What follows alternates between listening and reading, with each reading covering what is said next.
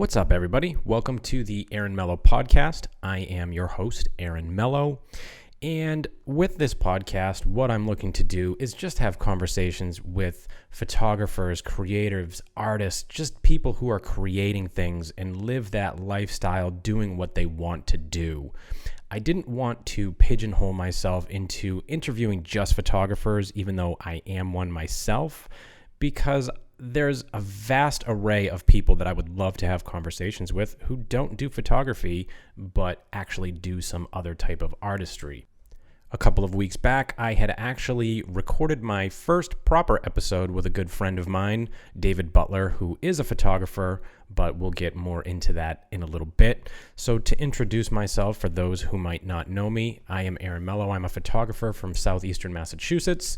Right now, I'm doing mostly weddings, portraits, and on the side as well, part of my business is commercial work, so doing lifestyle imagery or brand imagery for smaller businesses. But otherwise, most of what I do right now is weddings. I had put a stop on weddings tentatively for 2023 and really looking to go full force into lifestyle and commercial work come 2024. And in the meantime, I have jobs here and there to allow me to really branch out and be a bit more creative. For anybody who may or may not know, there is a bit of a standard in the wedding industry space where people know what they want, they know what they expect, and you don't have a lot of time to be creative in these situations.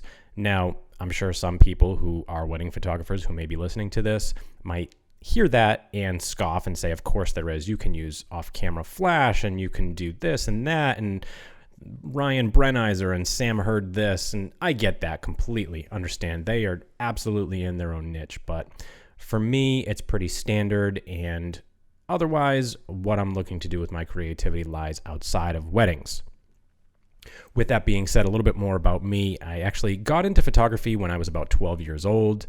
I went on a family trip, and at that time, my uncle had a pretty new digital camera. I'm going to say this was probably somewhere 1998, 1999. So digital cameras were very new and very expensive. However, we went to Monticello down in Virginia, which is Thomas Jefferson's home. The grounds are beautiful, so I just took it upon myself to experiment with this camera. It was new to me. It was new to a lot of people, at least for the digital sense, and I just had an absolute blast doing it.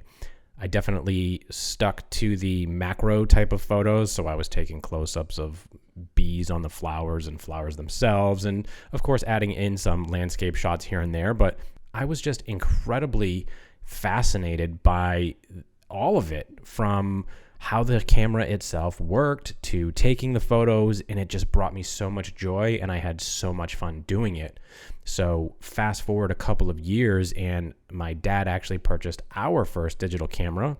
It was a Canon PowerShot S30 3.2 megapixel point and shoot camera, and that camera, I actually have it in my closet here somewhere. I'll have to find it and take some pictures of it just for fun.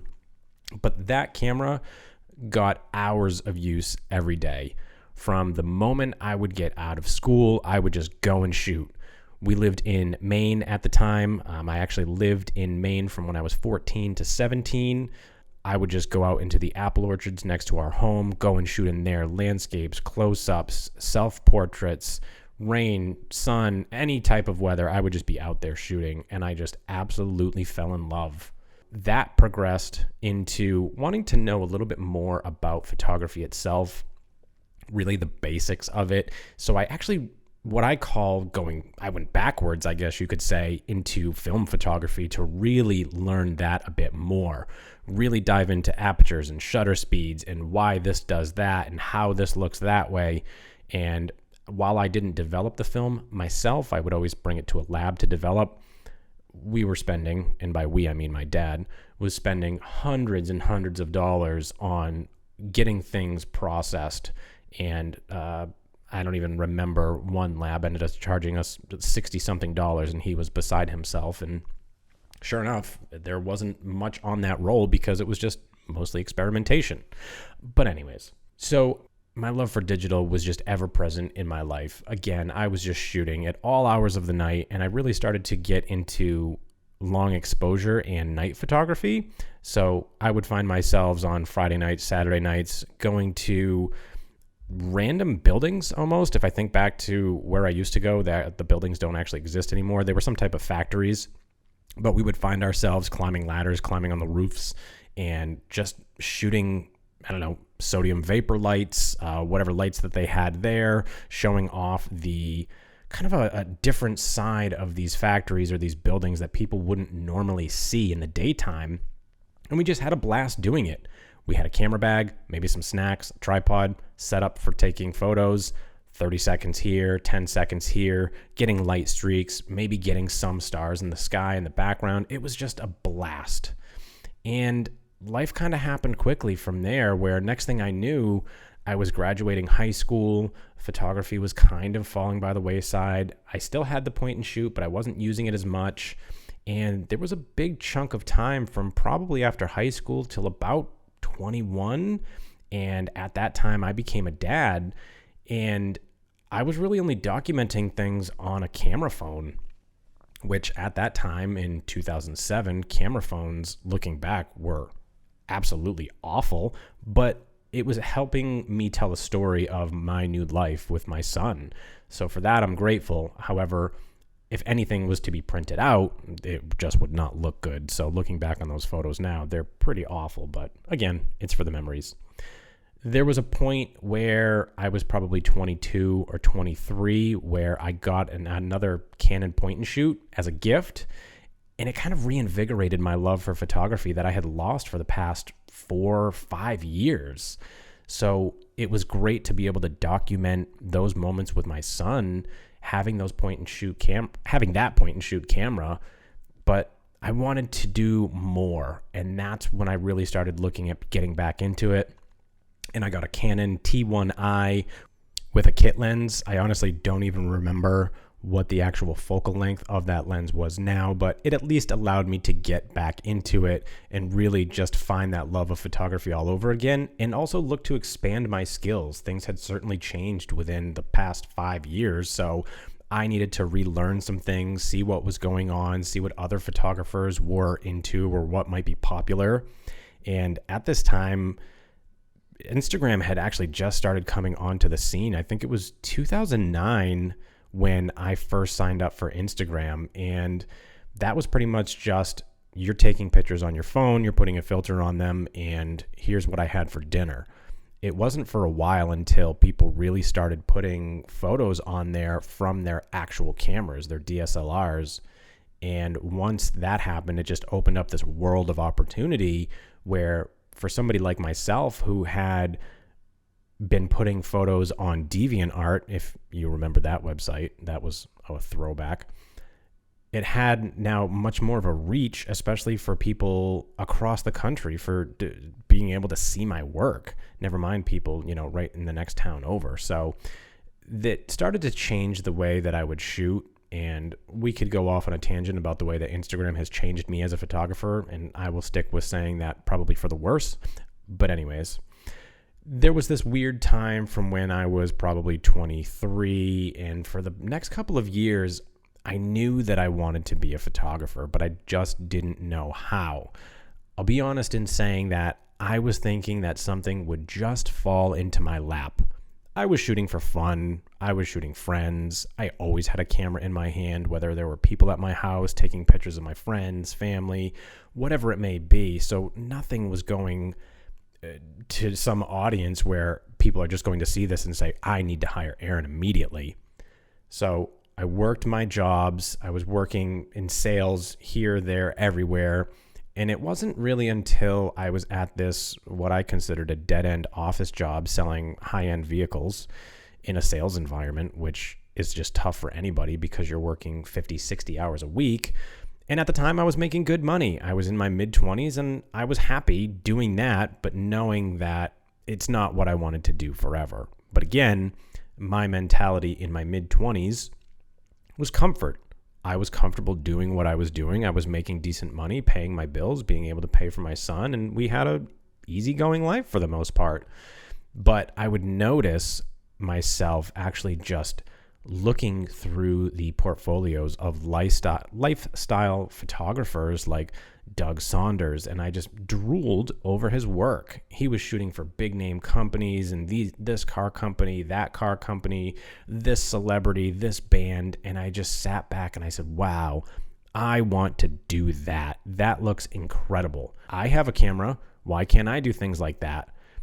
And it was just poor mentality on my part that I wasn't putting in the work necessary to get myself there. Again, I just thought that I would sit back, something would fall into my lap, some email would come through from a big company that would say, hey, Aaron, would you like to shoot a campaign for us? It was naive, certainly. There was nothing that would come through. There was nothing that was just going to fall onto my lap out of nowhere because I would shoot, maybe 100 photos a week and really not do much with them. But if we fast forward to 2018, again, I was working in sales. I was working in Boston. Felt like I had a big boy job where I was commuting to work in the city every day and taking the train. But I was out of the house for probably 13 hours a day between the commute, my actual office hours, and then the commute home. It was just a lot. And I was starting to get burnt out. I knew that I was at kind of this turning point where I needed to do something or else I was going to be stuck forever. So we had actually just gotten back from a trip to London for a trade show for the software company that I was working for. And I knew that it had to be done. Management was getting toxic in regards to just really looking over my shoulder for everything I was doing, going through my inboxes, watching everything that I was doing in and out of traffic on my, actually on my laptop, not my phone. And I knew that I needed to be done. So we parted ways in June of 2018. And I'll be honest in saying that there was a bit of a panic for a little while in regards to what I would do. Now, I knew that photography was what I wanted to do. I knew it was what I needed to do, but I didn't know how to get there still because I was still in limbo where, yes, I was doing some shoots here and there, but certainly not enough to sustain an income to support myself and my son. So I scrambled and kept going to sales interviews again in Boston. I probably went through 15 to 20 interviews and I kept getting declined for whatever reason. And it was just a sign that I knew I wasn't where I needed to be. I needed to just stop, take a step back, and evaluate that something is telling me that this isn't where I need to be. The sales world is not me. It's not my personality. It's not what brings me happiness. So after hearing no after no after no, I said, you know what? No more sales interviews. I have a camera. I'm going to start to make this work. And once I changed my mindset on what is going to bring me happiness, what is going to bring fulfillment to my life and putting in the work that I needed to do, whether it was actually going after people and saying, hey, let me just photograph you for free until I had a big enough portfolio of portraiture and engagement sessions or couple sessions, family sessions. Once those started to become a portfolio of mine is when work started to come in, paid jobs were starting to come in. And after a couple months of that, I actually won a Sony mirrorless camera, which I still use today, 4 years later. B&H Photo Video was having a talk on the Sony A7R III, which was a brand new camera coming out at the time. They were hosting a Q&A on their Twitter, and I had put in a question asking about the battery life, and they were supposedly going to pluck a winner out of those questions and give one of these people a camera. Sure enough, I got a message a couple hours later that said, congratulations, you've won a Sony A7R III. And I was just beside myself. It was a $3,000 camera at the time, and I just sat back in awe. I guess I should back up and say that I won this while I was still at this sales job that I had just mentioned a couple of moments ago. So I was sitting in the middle of my office when I got the message saying that I won this, and I think out loud, I said, oh my God, I just won a $3,000 camera. And it was at that point where I can honestly say my life changed because I didn't have a big bank account. I didn't have a rainy day fund where I could just rely on that for a little while until something fell through. So my life changed in the end of 2018, and I just went full force into photography. I didn't have a plan B. And I think that's where a lot of people get hung up. And this is why I started a podcast, because I wanted to talk with people who have been in my same situation where they weren't doing what they loved. They were in a dead-end job or feeling unable to do what they really wanted to do. So I wanted to have the conversations with people to just see what they went through before they made the leap, similar to what I did in 2018.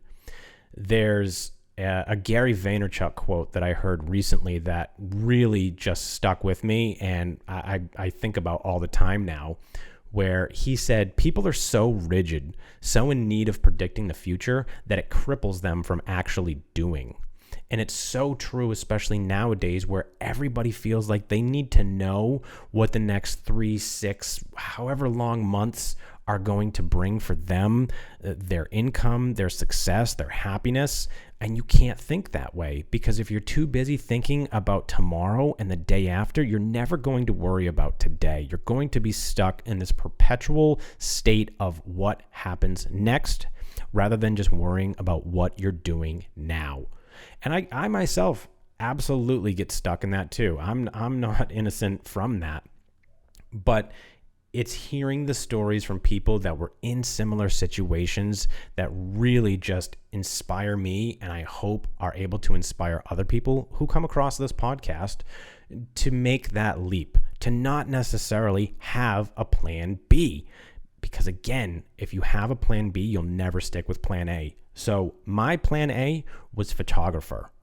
And at this point, after all of these no's at all of these jobs, I knew that I didn't need a plan B. I needed to stick with plan A. It would work itself out if I had the dedication that I claimed I did, if I had the love for it that I claimed I did since I was almost 14 years old. I feel like I was stuck in limbo for almost 20 years, which is crazy to think about. So being able to make that leap is really where I want people to understand that, yes, you can do it.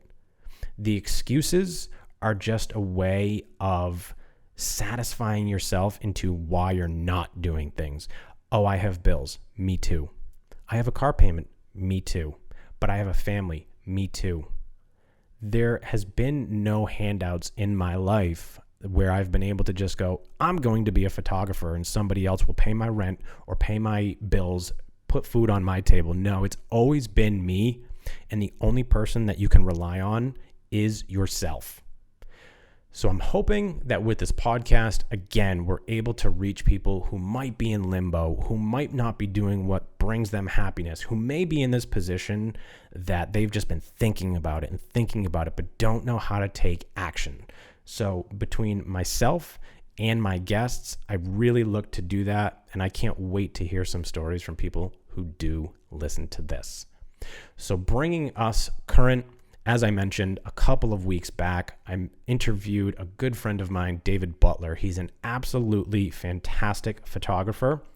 He was actually a photographer whose portfolio I would sit and stare at, because while I knew him in person, in real life, we probably wouldn't be able to call each other a friend because we knew each other through others and, had grown up in the same city and we knew of each other.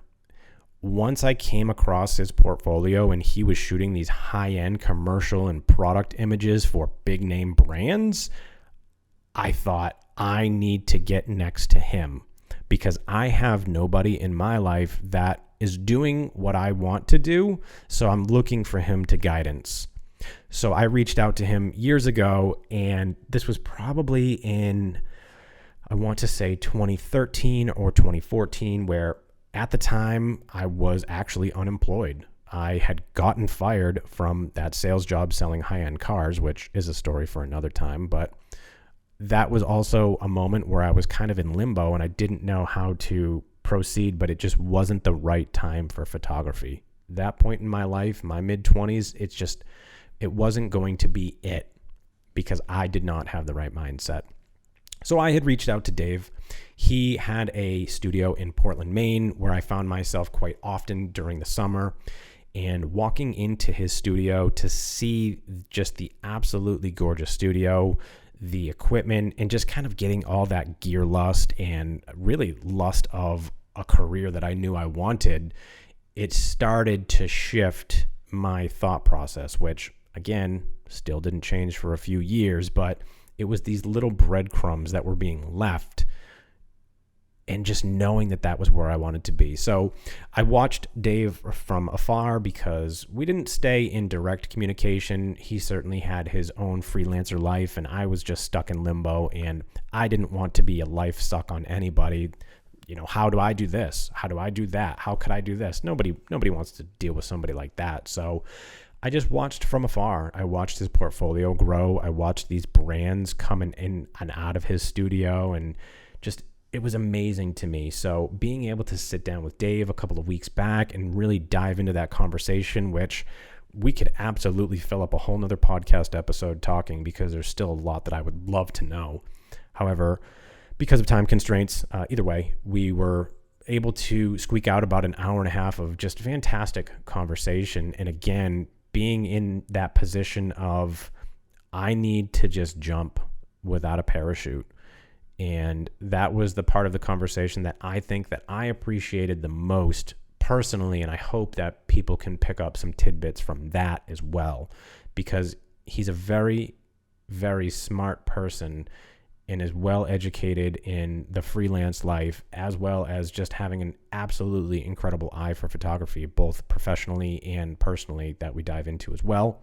So I hope that episode will actually bring you as much joy as it brought me, even if you don't know Dave. He's an absolute pleasure. I'm so grateful that he allowed me to come to his studio also, which is beautiful, and just sit down and chat for almost 2 hours. So it was absolutely fantastic. And I look forward to having these conversations again with people who I might not even know. I might know from arm's length, but, you know, I'm truly learning myself. And that's what I did a lot with Dave as well. There was a lot I did know, but there was a lot that I didn't. So genuinely asking those questions helped me understand and just really brought clarity to my thought process when it comes to freelancing and how other people also go through that struggle.